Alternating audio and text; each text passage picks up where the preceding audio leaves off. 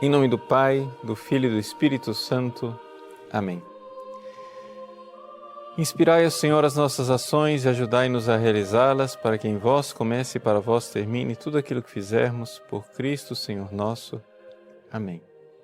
Santa Maria, Mãe de Deus, rogai por nós. Em nome do Pai, do Filho e do Espírito Santo. Amém. Olá, uma alegria estarmos juntos, mais uma vez, no nosso programa ao vivo. E hoje nós vamos tratar de um tema que talvez tenha surpreendido algumas pessoas. Vamos falar daquilo que são os mundanos, né? O tema que você recebeu, que está aí no Facebook, na nossa newsletter, etc., está lá. Um santo, o pecador e o mundano. Por que tratar desse tema? Bom, porque o Concílio Vaticano II diz na Constituição Lumen Gentium, no capítulo 5º, que nós todos somos chamados à santidade. Embora todas as pessoas batizadas sejam chamadas a serem santos, poucos são os que chegam lá. E por quê?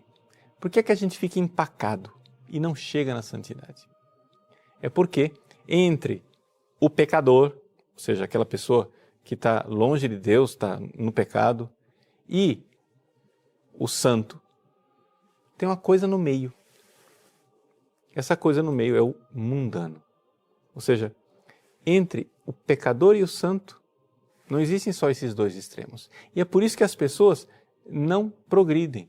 Por quê? Porque elas acham que não existe uma diferença, né? Só que só existem os dois extremos. Mas vamos prestar atenção. Jesus colocou num episódio do Evangelho com clareza essa diferença. Aquele episódio do jovem rico. O jovem rico chega e pergunta a Jesus: Senhor, o que é que eu devo fazer para ser salvo? O que ele estava perdendo para Jesus? O que é que eu devo fazer para deixar de ser pecador e entrar no céu? Bom, Jesus disse: observa os mandamentos. E é isso que 99,999% dos bons católicos fazem, não é? Ou seja, o que é que você espera que seja um bom católico? Bom, o bom católico é o católico do PHN, ou seja, por hoje não vou mais pecar. Se um cara parar de pecar, uau, é um santo. Não. Se uma pessoa parar de pecar, ela está na estaca zero. Por quê? Porque com o pecado ela estava abaixo de zero.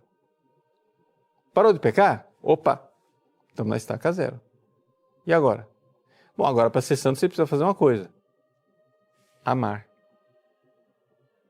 Né? É assim que existe uma grande diferença entre aquilo que você é obrigado a fazer e aquilo que você faz por generosidade. E é a generosidade que vai fazer o santo. Veja, Jesus diz para o jovem, Jesus olha para aquele jovem, Jesus fica empolgado com ele. Puxa vida, o jovem diz para Jesus: eu já observo esses mandamentos. Quer dizer, o jovem já parou de pecar. Jesus olha para aquela vida e diz: que bom. Jesus o amou, diz o Evangelho de São Marcos. Aí Jesus diz: então te falta uma coisa para ser perfeito. Ou seja, para ser santo. Vai e vende tudo que você tem. O que é que Jesus está dizendo com essa palavra? Está dizendo que o jovem precisa fazer aquilo que ele não é obrigado. Porque é aí que começa o amor. Bom, certamente alguns de vocês são casados, né? Você imagine que você chega em casa e a sua esposa diz: ah, meu bem, você está tão frio comigo, você nem olhou para mim mais, etc. Você, mulher, para de encher a paciência. Eu estou fazendo a minha obrigação. Eu até fiz um checklist aqui, ó. Olha aqui o checklist. Sorrir para ela todos os dias de manhã. Tique. Dar um beijo no rosto dela. Tique. Fazer isso, fazer aquilo. Não cometer adultério. Não mentir para ela. Pronto, aí, ó. Tá vendo? Estou cumprindo todas as minhas obrigações. O que é que você está reclamando? Qualquer esposa iria dizer: tudo bem, você está cumprindo sua obrigação, mas quando é que você vai começar a me amar? Porque o amor é a generosidade. O amor é aquilo que não está previsto nas regras.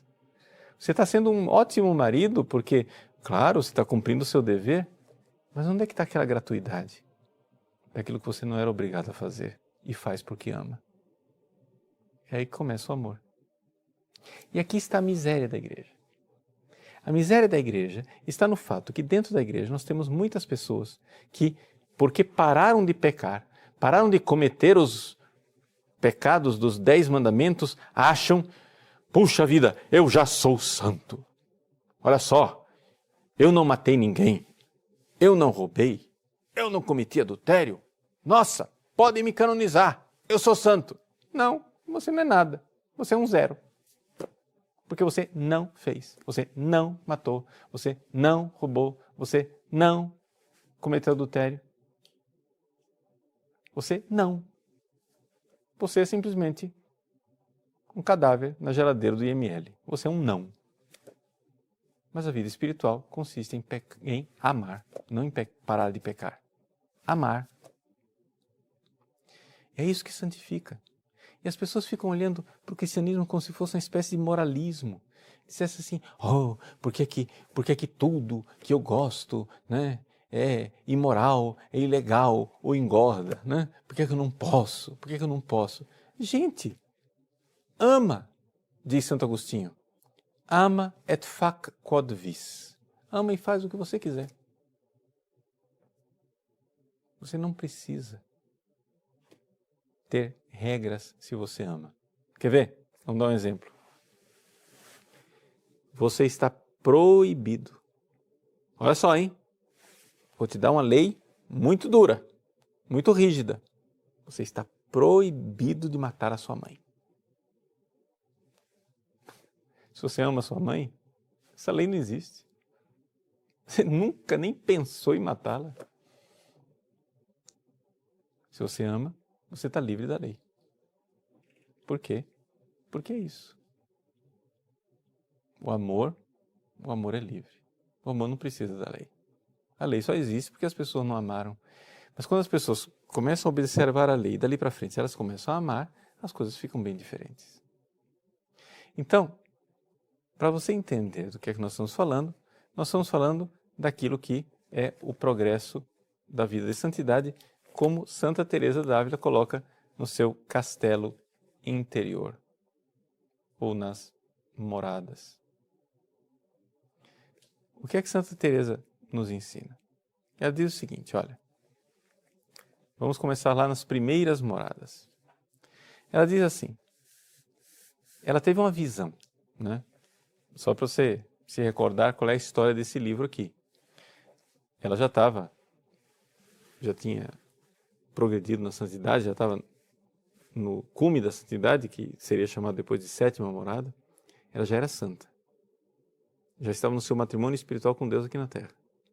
E o superior dela, o padre Graciano, pediu que ela escrevesse alguma coisa sobre a vida espiritual.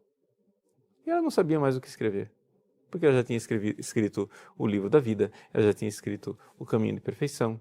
Ele disse, mas o que é que eu vou escrever? Até que um dia ela estava rezando na festa da Santíssima Trindade, e ela teve uma visão, uma revelação de Deus. E ela viu a alma, e viu como é que a alma era estruturada. E aí ela começou a escrever esse livro, O Castelo Interior, que descreve a alma. A alma é, então, uma joia preciosa dentro de todos os seres humanos. Até o mais pecador, até um Hitler, dentro de todos os seres humanos, Jesus está lá, no centro da alma. Só que, se essa pessoa está em pecado, o que acontece é que Jesus está lá, mas não existe luz naquela alma. Trevas completas. Ou seja, aquela alma está absoluta e totalmente nas trevas. E Santa Teresa diz, aqui nas primeiras moradas, ela diz, se vocês soubessem como é terrível uma alma em pecado mortal. Eu conheço uma pessoa é ela mesma, né? Que teve suas visões espirituais. Eu conheço uma pessoa que Deus deu a graça de ver como é uma alma em pecado mortal. Se você visse uma alma em pecado mortal, como ela é horrível, como é tremenda, por nada nesse mundo você cometeria um pecado mortal. Então Santa Teresa diz, quando a pessoa deixa o pecado, ali, Jesus que está no centro da alma, começa a irradiar uma luz linda. E no centro daquela alma, né, como se fossem camadas, como se fosse uma cebola, né? A própria Santa Teresa faz a comparação com o palmito, né?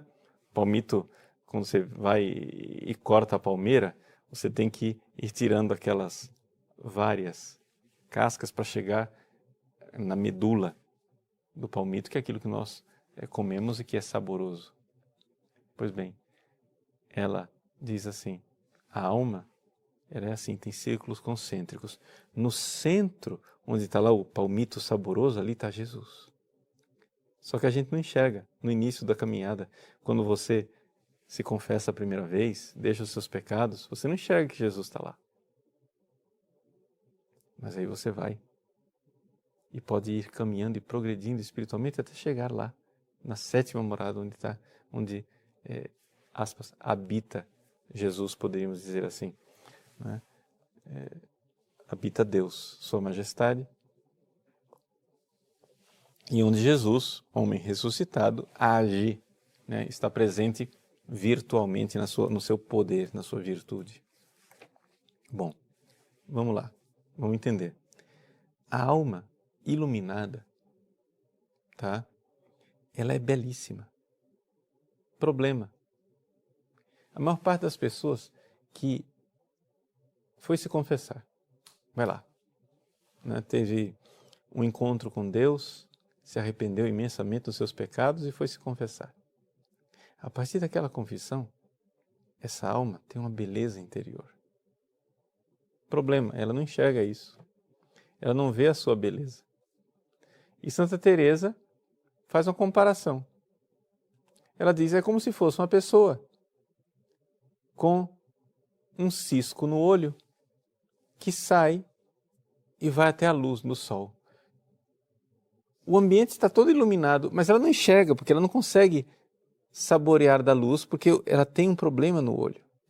Então, a pessoa recém-convertida, a pessoa que abandonou o pecado e está no castelo, na primeira morada do castelo, ela é uma pessoa que tem uma beleza, mas ela não enxerga isso. A pessoa que está na primeira morada, ela está no castelo, mas eu vou fazer aqui uma comparação que Santa Teresa não usa, mas acho que vai ajudar você. É como uma pessoa que está dentro do castelo, Sua Majestade está lá no centro, mas ela está de costas para Sua Majestade. Ela está voltada para a janela do castelo, ela abriu a janela e está olhando o mundo lá fora. Aqui, este é o mundano. Esta é a descrição mais clara de um mundano. Ele deixou de ser pecador. Ele não mata, ele não rouba, ele não comete adultério, ele não levanta falso testemunho, ele não. Pronto, rompeu com o pecado. Foi lá confessar. De repente, a alma, uma luz maravilhosa. Só que ele não enxerga essa luz maravilhosa que vem de dentro do castelo. Por quê? Porque ele ainda está muito entretido com as coisas do mundo. Então ele está dentro do castelo, ele está no lugar da graça, está na amizade com Deus, mas ele abre a janela e olha lá fora e diz, olha eles lá fora, eles podem fazer tal coisa, eu não posso, eu sou católico, estou aqui, mas que desgraça. Olha, eles podem fazer não sei o quê, eu não posso mais nada, olha lá. Esse é o mundano. O mundano é a pessoa que inveja a vida dos pecadores. Né? Por quê? Porque ele já está na graça. Ele não peca mais. É como uma pessoa que resolve fazer jejum, né? E passa na banca de revistas e compra uma revista de receitas, de culinária. Ou então vai na internet e acessa uma página com belíssimas fotos de comida. Nossa, eu estou fazendo jejum, olha que desgraça, não posso comer nada disso. A pessoa fica se torturando. Por quê? Porque ela não descobriu o amor. Ah, se ela visse o esposo no centro da alma. Ah, se ela enxergasse com que amor ele nos ama. Ele está aí. Jesus está dentro de você. Deus está dentro de você e Jesus ressuscitado está agindo dentro de você com amor. Só que você não enxerga. Sabe por que você não enxerga? Porque você vive uma vida prisioneira do seu cérebro e não tem acesso à sua alma. Deixa eu te explicar. Você não é somente cérebro. Você também tem alma. O que é o cérebro? Vamos lá. Você tem um cachorrinho em casa. Você chega em casa e o seu cachorro abana o rabo feliz e contente porque está vendo você. Por que ele faz isso? Porque você dá estímulos cerebrais positivos para ele. Você é sinônimo de comida, você é sinônimo de carinho na barriguinha dele, cafuné na cabecinha dele. Você é sinônimo de brincadeiras, de jogos, você joga com ele, você brinca com ele, você é companhia. Você é sinônimo de estímulos cerebrais positivos. Mas o seu cachorro não conhece a verdade. Porque ele é um cérebro. Os cérebros não conhecem a verdade. Os cérebros só conhecem as sensações. Por exemplo, você pode fazer um grande sacrifício pelo seu cachorro. Vamos supor que você só tenha R$50, você vai ao supermercado, vai comprar ração para o seu cachorro e você, de repente, vê que o preço da ração subiu e você tem que escolher. Ou você compra a ração do cachorro ou você compra a sua comida, você compra carne. Ah não, eu hoje vou ficar sem comer carne, vou fazer um sacrifício por amor ao meu cachorro. Muito bem. O seu amor aconteceu, mas o seu cachorro nunca vai saber disso. Porque ele não conhece a verdade. Ele só conhece os estímulos cerebrais. Ele não tem alma. A verdade, só quem conhece é a alma. A verdade, só quem conhece é quem medita, pensa. Sua mãe amou você. Por que sua mãe amou você? Porque ela sofreu por você. Pense numa pessoa que você tem certeza que amou você. Eu não sei quem ela é, mas eu tenho certeza que ela sofreu por você. Então, se ela fez isso, se ela sofreu por você, como é que você sabe que ela amou você? Porque você meditou. Você parou e pensou, puxa vida, ela fez isso, sofreu isso. Eu acho que a minha mãe me ama.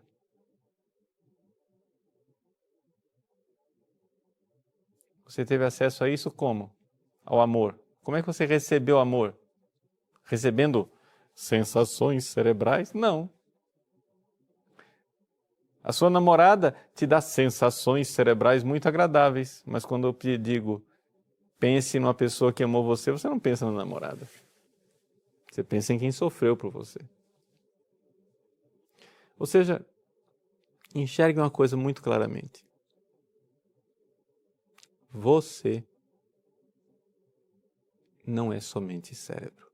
Você tem alma. Você conhece coisas que o seu cachorrinho não conhece. Mas o que é o mundano? Vamos supor que você participa de uma pregação.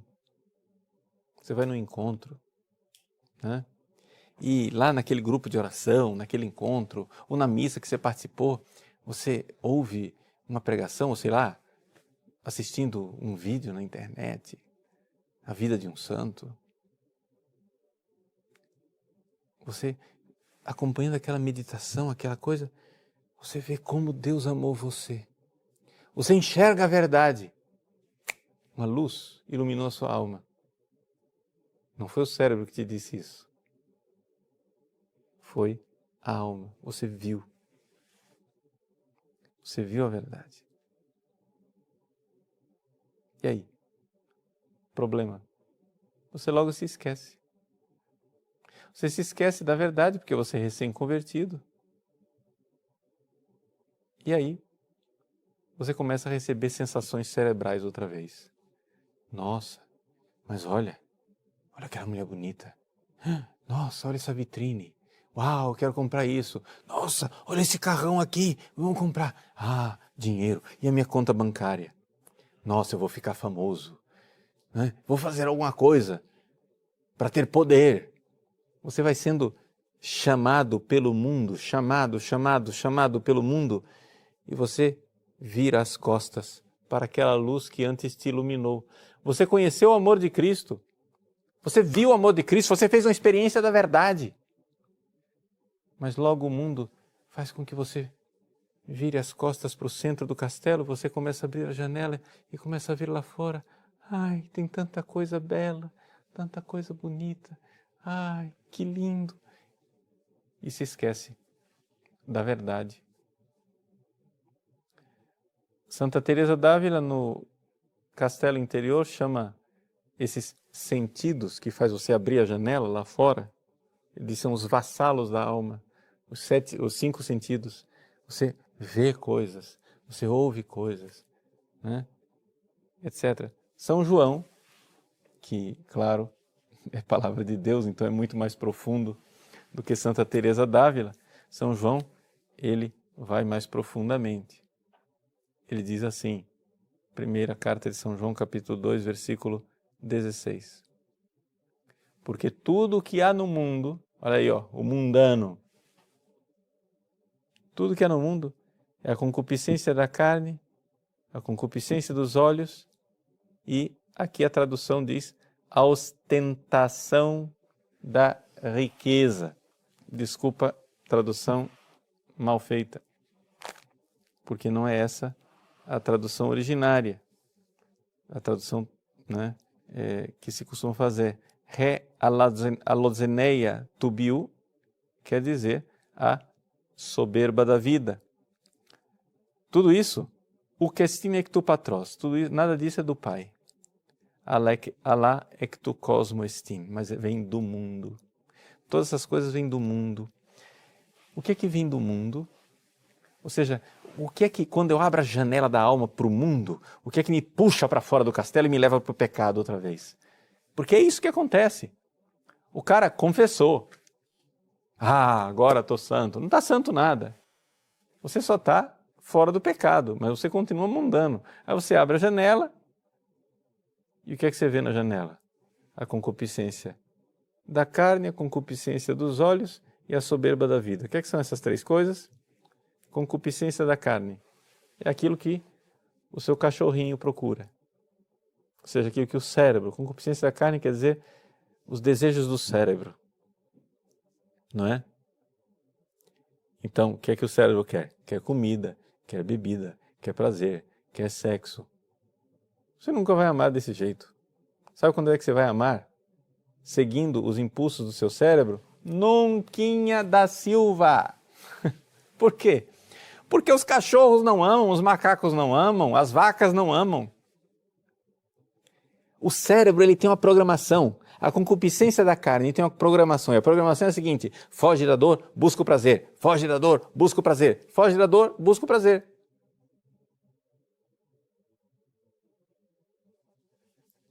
Mas como é que você vai amar se você foge da dor?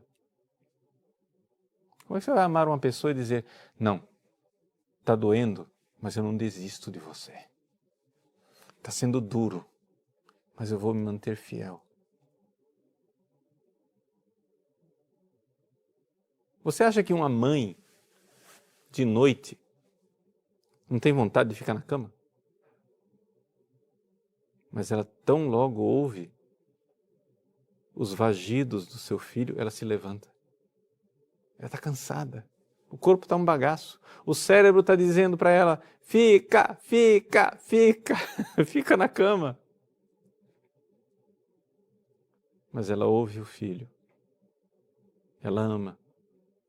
Ela diz, está doendo. Estou cansada. Não quero ir lá. Mas eu vou. Porque eu amo.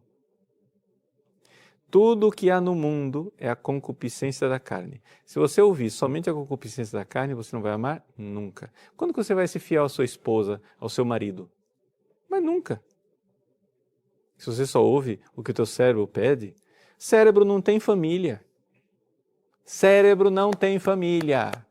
Animal não tem família. Se um macho vê uma fêmea no cio, não interessa se aquela fêmea é a mãe dele, é a irmã dele ou é a filha dele. Ele vai cobrir aquela fêmea, porque animal não tem família. Quem tem família é quem tem alma. Ouça a concupiscência da carne, que a sua família está frita. Você só vai ouvir os pedidos do seu cérebro. Vai, faça sexo, é gostoso. Nunca o cérebro vai dizer assim, não. Vai ser gostoso, mas eu não vou. Porque eu amo a minha esposa. Eu amo os meus filhos e eu não vou trair. Somente quem tem alma faz isso. Somente quem tem alma inverte a programação do cérebro. A programação do cérebro é busca o prazer, busca o prazer. Você diz, não vou buscar o prazer. Eu vou ser fiel. A programação do cérebro diz, foge da dor, foge da dor, foge da dor. Você pode dizer, não. Meu cérebro está pedindo para fugir da dor, mas eu vou abraçar a dor porque eu quero amar o meu filho. Eu vou levantar da cama. Pronto. Tudo que é no mundo, São João diz, concupiscência da carne. Mundano, se você não estiver disposto a fazer um pouquinho de penitência, é por isso que a igreja ensina o jejum. A igreja ensina a penitência para quê? Para inverter a programação desse cérebro seu. Tudo que há no mundo, concupiscência da carne. Segunda coisa, concupiscência dos olhos. Ah, é pornografia. Não, concupiscência dos olhos não é isso. A concupiscência dos olhos é o desejo de conhecer. Isso não está nos animais, isso não é coisa do cérebro. Isso é uma coisa da alma, misturada com o cérebro, que a gente chama de o composto, que no ser humano está marcado pelo pecado original. Ou seja, nós seres humanos temos uma curiosidade, uma vontade de conhecer que é tremenda. Veja, nenhum animal é capaz de passar o dia inteiro na frente do Facebook. Nós somos. Nenhum animal é capaz de ir no shopping e ficar olhando vitrine o tempo todo e não comprar nada. Nós somos. Nenhum animal é capaz de ficar na frente da televisão zapeando e mudando continuamente de canal sem assistir um único filme. Nós somos. Por quê? Porque nós temos uma sede de conhecer. E essa sede de conhecer está desordenada dentro de nós. Por causa do pecado original. São aquelas sabandijas que diz Santa Teresa. Ou seja, aqueles répteis, aqueles animaizinhos, aquelas, né, animais que ficam mordendo você. Vai, conhece, vê as coisas, vai atrás, vai atrás. E essa tendência desordenada que está no ser humano, ela foi descoberta. Sabe por quem? Pelos marqueteiros. E eles descobriram que o resultado de você mostrar uma coisa várias vezes para uma pessoa é que chega uma hora que ela quer comprar aquilo.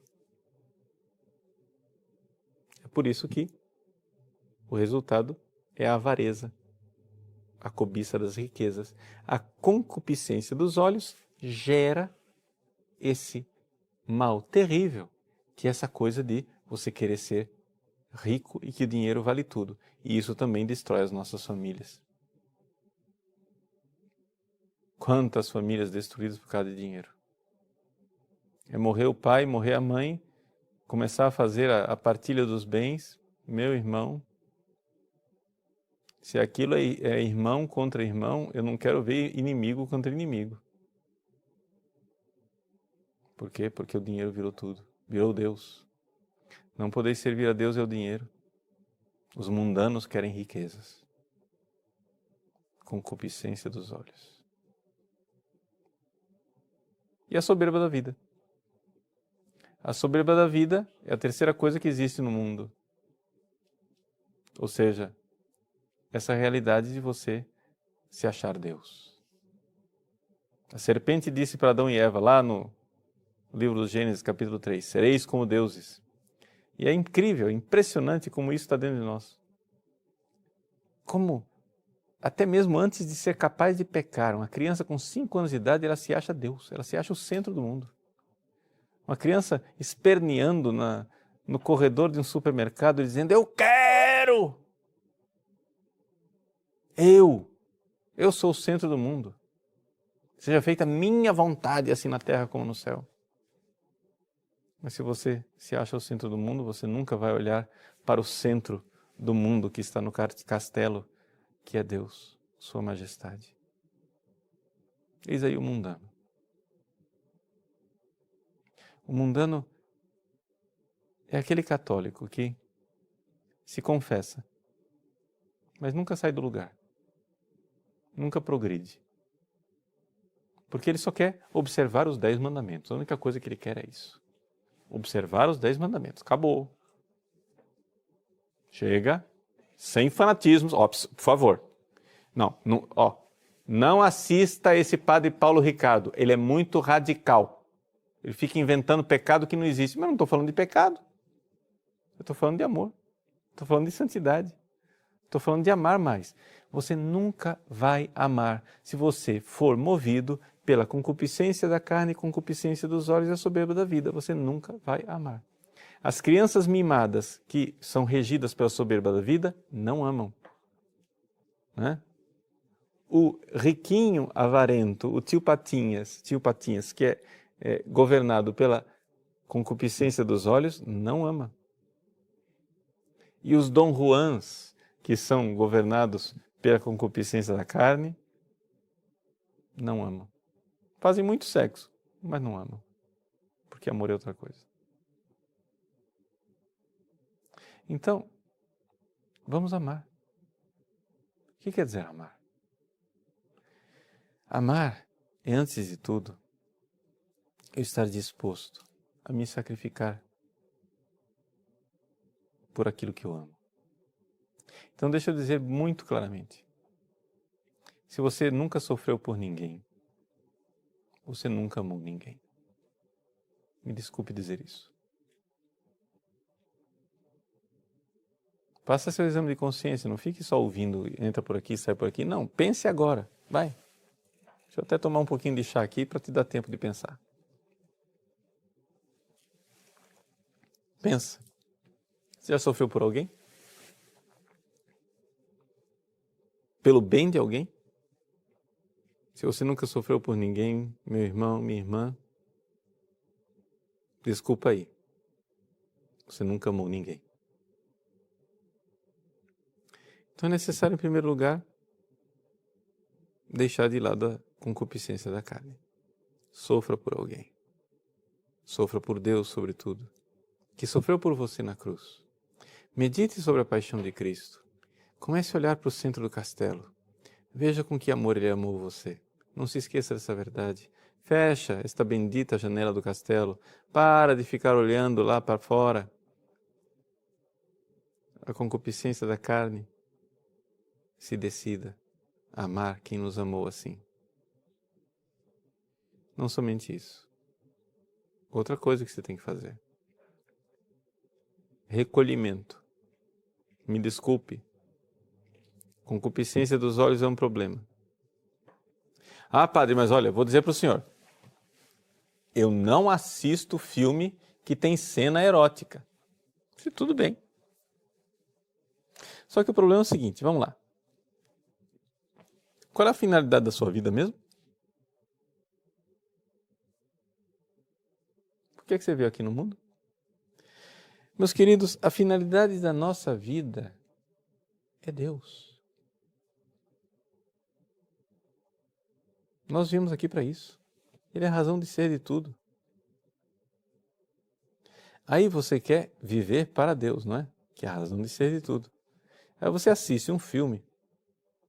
Filme, nada de cena erótica. Nem nada de sensual para fazer você pecar. Um filme puríssimo. Só que durante esse filme, durante 2h30, você vê aquelas pessoas buscando uma finalidade que não é a finalidade da vida. Buscando a glória, buscando o dinheiro, buscando o sucesso, buscando as coisas. Eu não estou dizendo que essas coisas são pecaminosas. Vamos entender aqui. Nós vimos, uma coisa é o pecador, outra coisa é o santo. No meio tem um mundano. Eu não estou falando de pecado. O capítulo pecado a gente já encerrou. Eu estou falando de ser mundano.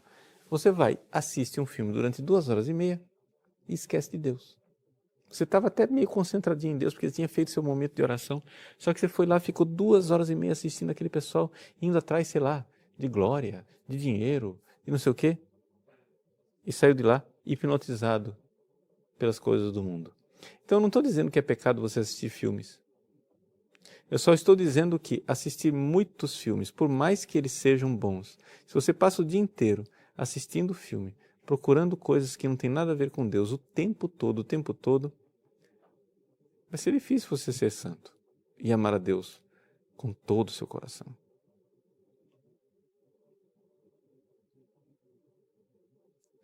Então, vamos um pouco fazer um jejum dos olhos.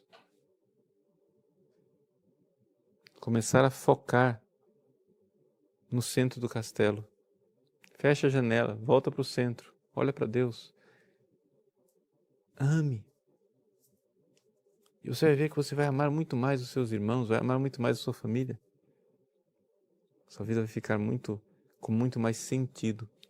Ah, padre, mas olha, deixa eu dizer para o senhor, viu? Eu conheço um pessoal aí que se converteu, entrou na igreja, eu achava que entrar na igreja o cara ia ser abençoado, ia receber a benção, ia receber a prosperidade, ia receber o negócio. Mas só vem provação. Não quero não, hein? Não quero entrar na igreja não, porque aquele pessoal lá sofre. Só veio cruz. Mas, meu irmão, que ilusão é essa?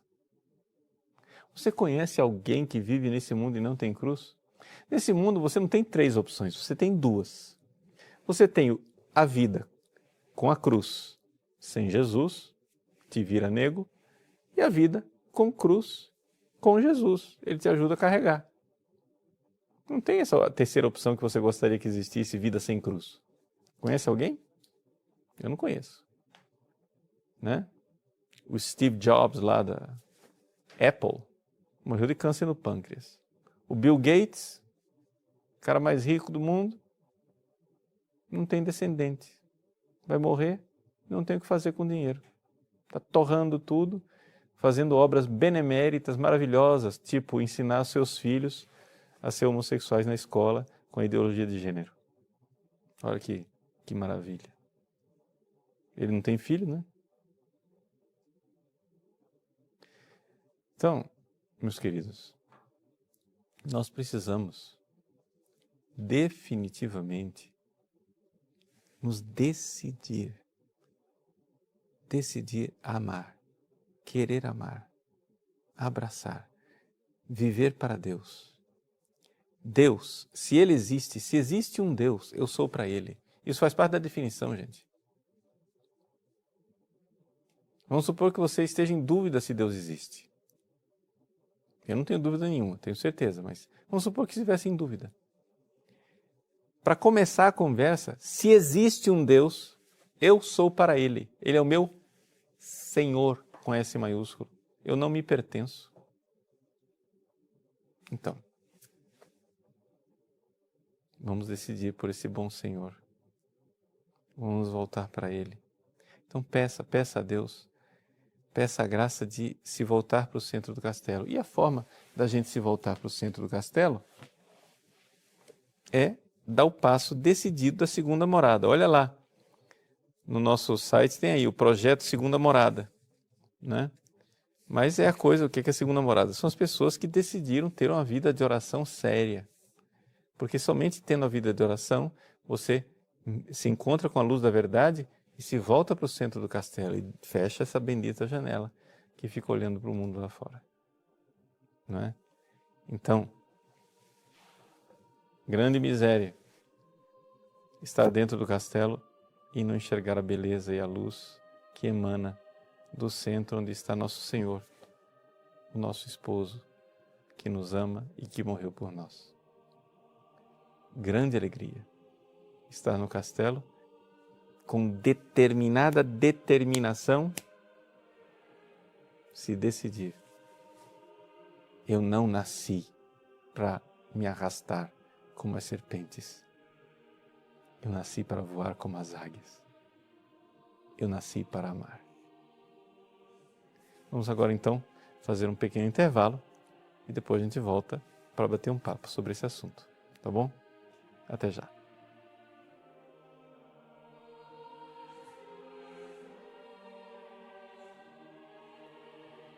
Muito bem, nós voltamos então para conversar um pouco a respeito deste assunto, o que é ser mundano. Um anônimo, que não quis se identificar, pergunta: queria perguntar sobre como ajudar os meus colegas seminaristas a sair da mundanidade, sendo que muitos deles não se esforçam para buscar a santidade. Bom, veja, a primeira coisa que você tem que entender é o seguinte: a gente, às vezes, encontra muitas pessoas que querem viver a santidade, mas apresentam a santidade como uma espécie de moralismo. Ou seja, a história do não pecado, não pecado, não pecado, não pode, não pode, não pode. Então, essas pessoas prestam um mau serviço. Dom Bosco, quando quis aconselhar São Domingos Sávio a buscar a santidade, ele disse assim: primeira coisa, seja alegre. Porque tudo aquilo que entristece não vem de Deus. Então, a primeira coisa é essa realidade de que um santo triste é um triste santo. Porque a falta de alegria é a característica mais evidente dos fanáticos. Quem é um fanático? O fanático é uma pessoa que se leva muito a sério como se ele fosse o salvador do mundo. Então, tudo depende muito dele. Já o bom católico, ele não é um fanático. Ele tem uma virtude tipicamente católica chamada o bom humor. Por quê? Porque o católico pode ficar bem tranquilo. Ele tem um Salvador.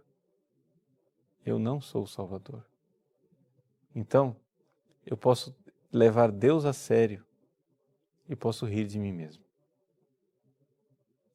Então, uma das coisas que talvez ajudem mais você a sair tirar seus colegas seminaristas desse preconceito com relação à santidade, é mostrar o quanto com a santidade a gente não perde nada. A gente ganha tudo. Porque ganha o amor verdadeiro. A gente para de rastejar e começa a voar. Então, verba movent, exempla traunt. As palavras movem, mas os exemplos arrastam. Então, procure dar esse exemplo em primeiro lugar, porque quando você der o exemplo, aí sim, agora cuidado, não basta só o exemplo. Uma vez que você deu o exemplo, que você mostrou essa alegria, ele vai baixar o escudo. Quando esse colega baixar o escudo e se tornar vulnerável, atingível por você, aí você pode começar a falar. Antes disso, você está lavando uma pedra. A sua palavra vai, bate, volta, bate, volta, bate, volta. Então, você tem que ser, como diz São Paulo, você tem que fazer tudo para todos. Você tem que primeiro cativar a pessoa. E aí depois você começa a mostrar a beleza que é amar a Deus.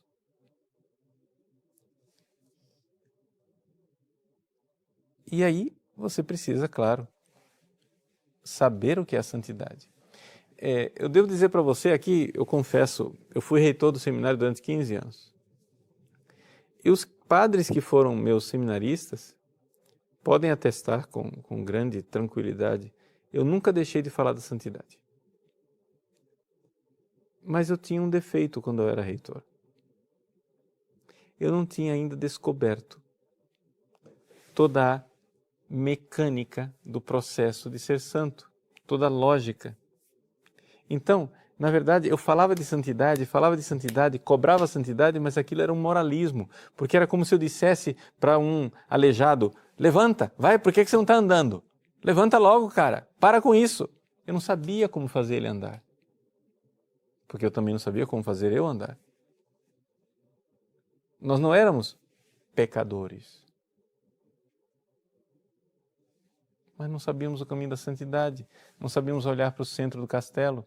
Foi quando eu descobri Santa Teresa, a doutrina de Santa Teresa e como ela está profundamente em sintonia com a teologia de Santo Tomás de Aquino, na obra dos grandes dominicanos do Angélico, que deram origem, né, ao Papa João Paulo II, com seu conhecimento sobre essa doutrina espiritual, foi que eu então finalmente comecei a cair as escamas dos olhos e comecei a enxergar. Então existe uma doutrina. Você precisa realmente estudar o caminho de perfeição, precisa estudar como é o caminho, a teologia da perfeição cristã.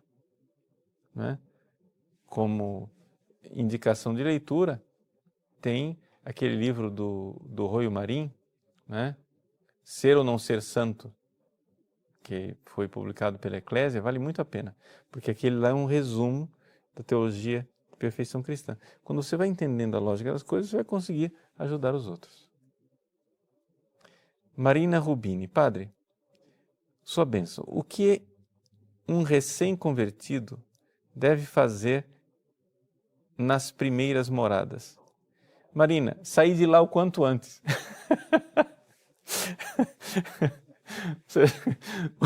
O recém-convertido tem que sair da primeira morada o quanto antes. Tem que sentir que está pegando fogo aquele negócio. Sai. Vai logo para a segunda. Ou seja, comece uma vida de oração. Não é? Você tem que levar a sério essa coisa de vida de oração. Porque essa coisa de primeira morada é assim, claro, Santa Teresa diz, as primeiras moradas são belas, já tem uma beleza, mas a pessoa não vê. Então, você precisa se decidir para a segunda morada. Olha lá no nosso site, tem o projeto Segunda Morada. Ou seja, entrar na segunda morada não é grande coisa, não. Mas é o primeiro passo para a pessoa que se determinou ter uma vida de oração e ser mais generosa do que aquilo que ela foi até agora. Você começa o caminho da generosidade, né? Davi Vasconcelos. Boa noite, padre. Na maior parte do dia, estamos à mercê da janela do castelo aberta para o mundo, ao invés de focar na majestade no centro. Como inverter esses papéis durante o nosso dia a dia? Davi, nós precisamos encher o nosso dia de Deus. E aqui o papel é da memória. Isso é típico da virtude da esperança. O que é a virtude da esperança? Veja, nós temos duas memórias. A memória do cérebro, que lembra o quê? Sensações. E a memória da alma, que lembra verdades. Então, quando você, que começou a trilhar a segunda morada, você tem lá, vamos supor, você foi e rezou de manhã. No seu momento de oração íntima, o que é que você fez? Você viu uma luz, você viu uma verdade. Teve alguma verdade lá que te iluminou. Que te lembrou de Sua Majestade no centro do castelo. Você precisa durante o dia lembrar aquilo lá. Lembrar onde foi que Ele me tocou. Ah, foi aqui que Ele me tocou. Foi naquela verdade. Foi ali que a luz acendeu. E você vai durante o dia inteiro lembrando aquilo. Né? Mas para isso acontecer, qual é a mecânica disso? A vontade, que está na alma, ela recebe a graça divina para dizer para a memória, que é uma parte do intelecto, lembra daquela verdade, lembra dele, como ele te amou. Nossa, é verdade. E aquilo vai te preparando para o teu próximo momento de oração. Então, é a maneira de você encher de Deus o seu dia. E lembrando dele. Lembrar da verdade que te iluminou. Então, você pode fazer isso com uma pequena frase que você, né, joga na memória para lembrar daquela verdade, mas não é só questão de repetir a frase, é questão de lembrar onde que foi que iluminou você. Sei lá, você participou de um retiro, ouviu uma pregação, alguma coisa te tocou, você precisa lembrar daquilo durante o dia, várias vezes por dia, para depois, quando você estiver no momento de oração, você plugar mais facilmente. Eu estou simplificando muitas coisas, as coisas são um pouco mais complicadas do que isso, mas é o que eu posso fazer para responder você em tão poucos minutos. Carlos Isaac, Padre Paulo Ricardo, sua bênção. Ele está dizendo aqui que ele é de Recife, Pernambuco, meu conterrâneo, hein? Olha lá.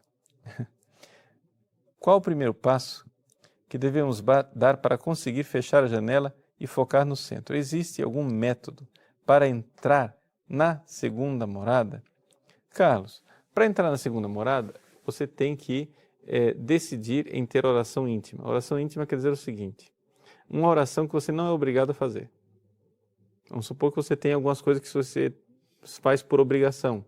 Eu sou padre, então, por exemplo, eu tenho a missa, eu tenho a liturgia das horas, mas eu preciso ter aquele momento em que eu, sem fazer nenhuma oração que eu sou obrigado, por simples generosidade, não faz parte da checklist, faz parte da generosidade onde eu me encontro com Deus. Eu começo humildemente na oração vocal.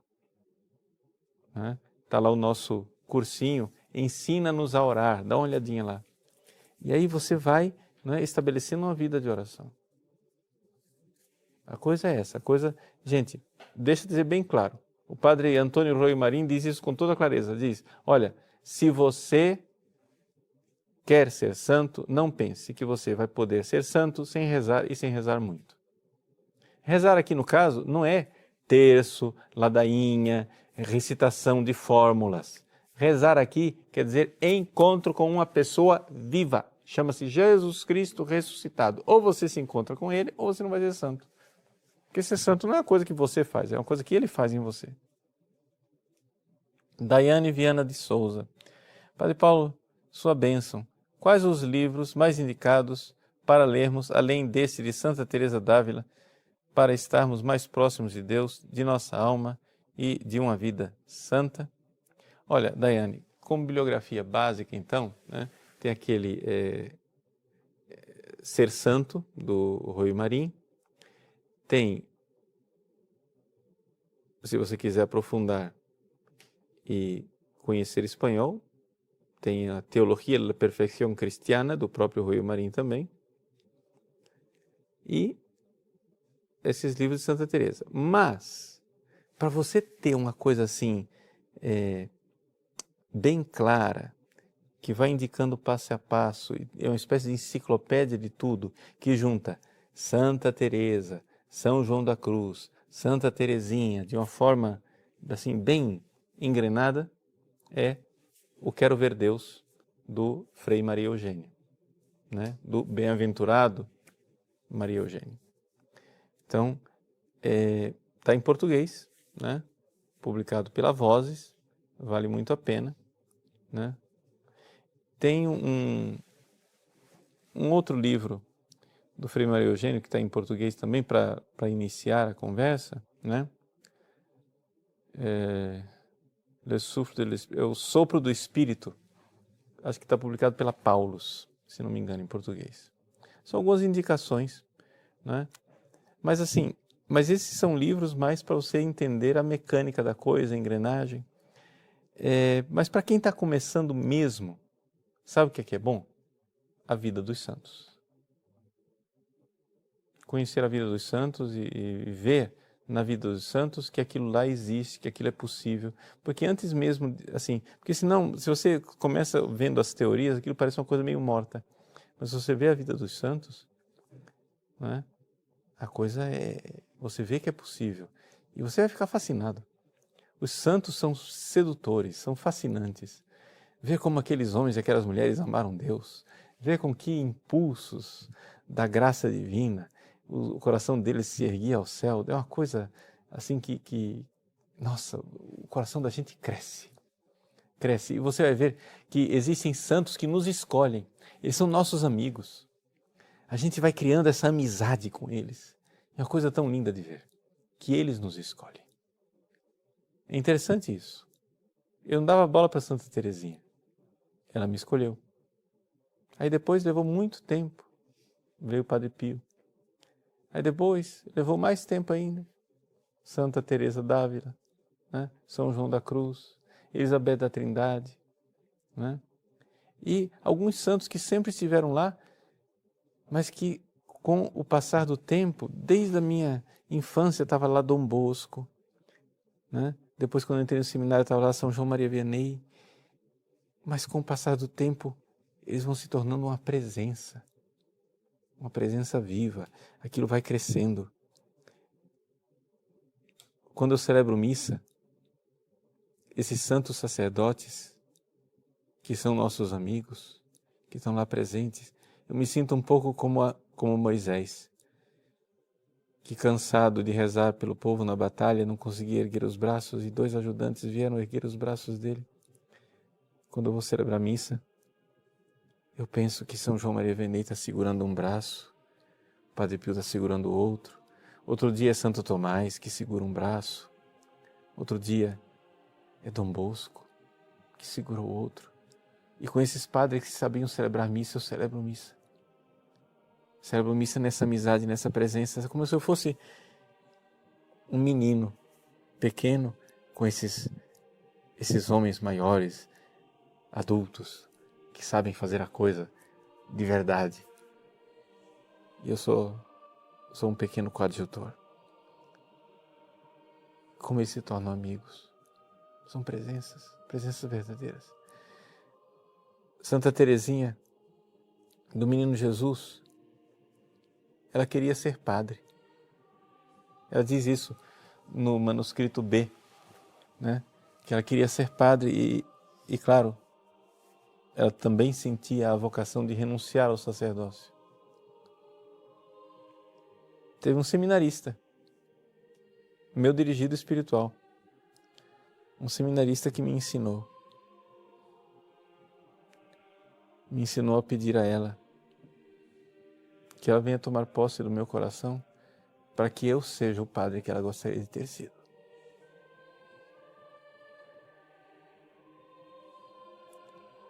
Ver como está longe. Mas que bonito se ela conseguir fazer isso em mim. Ela diz no manuscrito B da História de uma Alma, com que amor ela iria consagrar a hóstia. Quando eu olho a frieza do meu coração durante a missa, eu peço para ela fazer um transplante no meu coração, para que eu seja o padre com o coração de Teresinha. E ela seja o padre que ela gostaria de ser. Então os santos são grandes amigos, grandes companheiros. Tenho certeza que alguns santos vão escolher você. Você vai fazendo essa amizade. Então, foi uma alegria partilhar com você nessa noite esse caminho para a santidade. Vamos, como diz a Santa Madre Teresa, com determinada determinação, nos decidir. Vamos lá. Ele nos espera, lá no centro do castelo. Ele não está longe, está no centro da nossa alma, esperando por mim. Sou eu que estou longe de mim. Ele está bem perto. Interior íntimo meu. Mais íntimo do que o mais íntimo do meu ser. Ele me ama, Ele me quer, Ele me espera. Deus abençoe você. Em nome do Pai, do Filho e do Espírito Santo. Amém.